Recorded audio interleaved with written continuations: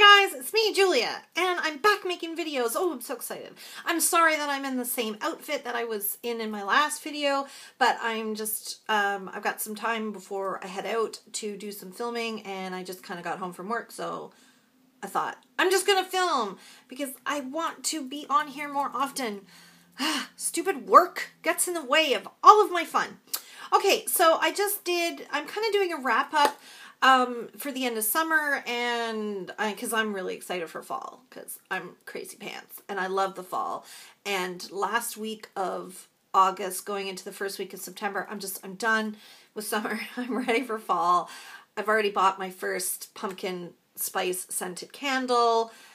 Yeah, there's some things I'm not ready to give up though. Like, I went away on vacation, I got a little bit of a tan, and I kind of don't want to let that glow go. And I love the fact that my skin is not super dry in the summer. Everything just feels kind of nice and dewy and glowy.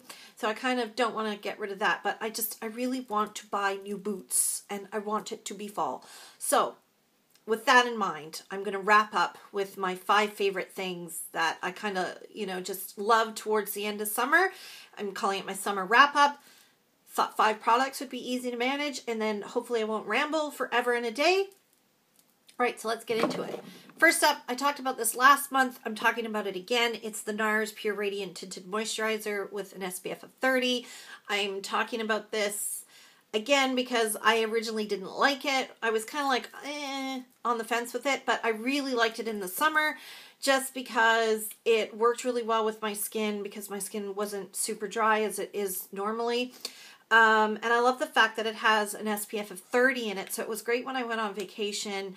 I'm in Alaska, which is still a little bit too dark for me. Quite a yellow-based, you won't be able to see it now because I have a tan, although maybe you will be able to see that it is a little yellow. It shows up much better off camera. But anyway, it's got, fairly good coverage, tinted moisturizer level coverage or BB cream level coverage. But I've just really been enjoying it in August because, as I said, my skin is not dry and it's just working for me. And it's easy. It doesn't disappear throughout the day. It doesn't break up really funny. It just kind of sits on my skin really nice. So I really like that. And I'm glad that I'm getting my money's worth out of it because it wasn't cheap. It wasn't that expensive for a higher end brand. I think it was $36 for this tube, which is expensive enough, but it wasn't like it was $60 or whatever. So I think it's a fairly good, I think this was 36. It's like, I think it was under 40. Anyway, don't quote me.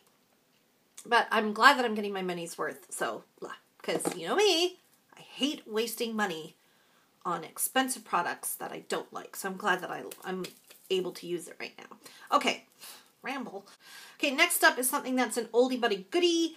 This is the NYX 10 color eyeshadow palette in Champagne and Caviar. And this has been in my collection for quite some time.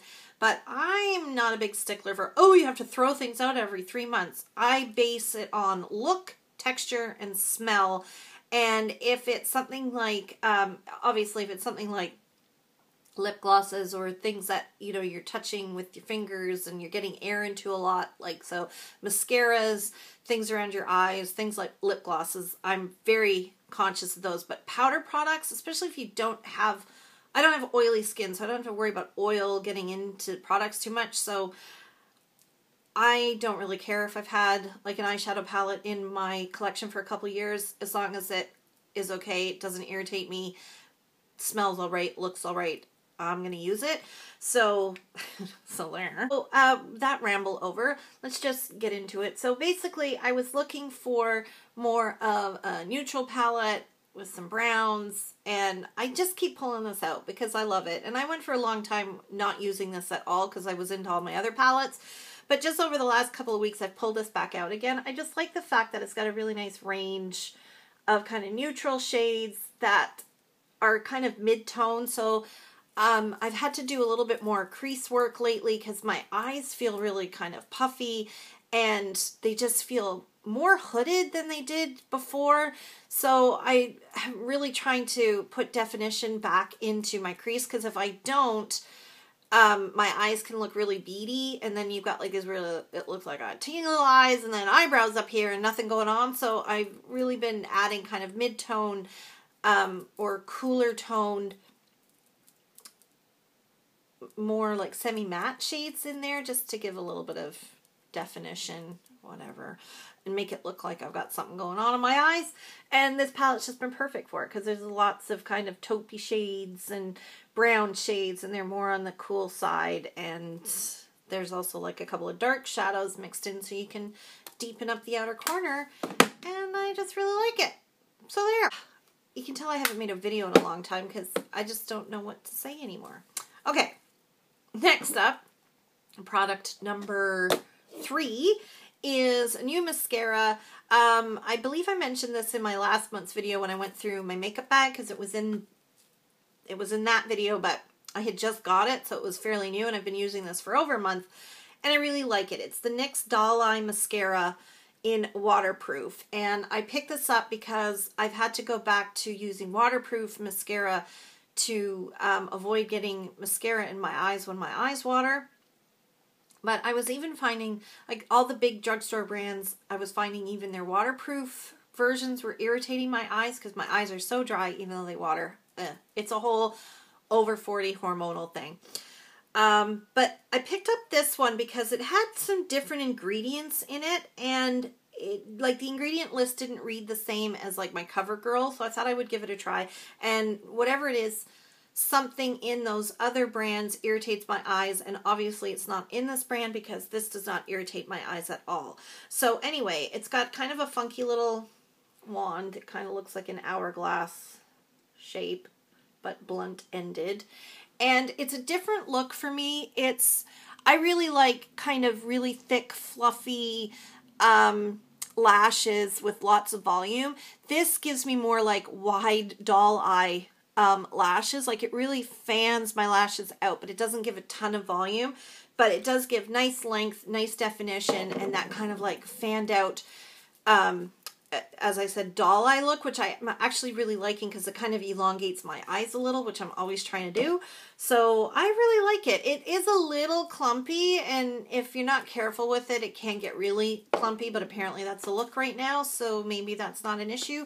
But anyway, long story long, I really like it, and they don't test on animals, and it's cruelty-free apparently, so I've really been liking that. Ta-da! I really like it because it doesn't irritate my eyes at all. Okay, next up to end, I've got 2 nail polishes, and of course I'm not wearing either one of them. I'm getting back into, you know, the fall berry tones right now, but these 2, throughout the whole summer, I was really into kind of white shades, so like off-white shades with, you know, other colors thrown in, so kind of like a lilac, like white with lilac in it, or white with pink in it, or just gray, and I'm just really kind of liking that kind of off-white nail trend right now. And fitting the bill was the Rita Ora Rimmel London nail polish in Rain Rain Go Away. And you can see it's kind of like a gray, but not really. Like it's more of a off-white than it is that kind of grayish shade. But I love this because I have a really hard time keeping nail polish on my nails in the summer. I don't know what it is. My humidity levels are up.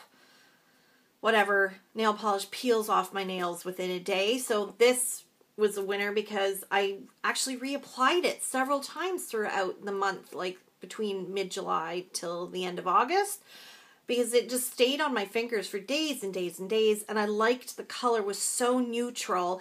It went with everything, because even though I'm loving, you know, my berry shades, sometimes it doesn't necessarily go with everything. Or if you were like, if I was wearing pale blue or something, it might contrast with what I was wearing. So this is just a really neutral shade. It's like a nothing shade, but I just really loved it. So that's Rain Rain Go Away, and it's by Rimmel, and it's one of the Rita Ora ones. Okay. And to end, speaking of off-white, this is, I know, probably the most decadent, ridiculous purchase. I was able to get my hands on the Nails Inc. by Victoria Beckham nail polish. And the reason why I say I was lucky enough to get my hands on it is it was sold out in my Sephora for months and months and months. And I went in June and it was there. And so it was June or July, I can't remember. And I was like, I gotta get it. So I grabbed it. And I'm really glad I did because I love it. I know it's ridiculous, okay? So here's a great big huge white box. And one tiny little nail polish.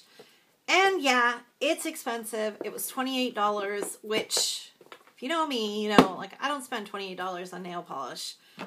I am aware of how ridiculous it is, but it's Victoria Beckham, and I had to have it. And I don't go crazy buying these kinds of limited edition, expensive packaging things anyway. So every once in a while, if I see something, I treat myself. So, but I love it. Like it's got this really great package. It's really heavy. Like it's got some real nice heft to it.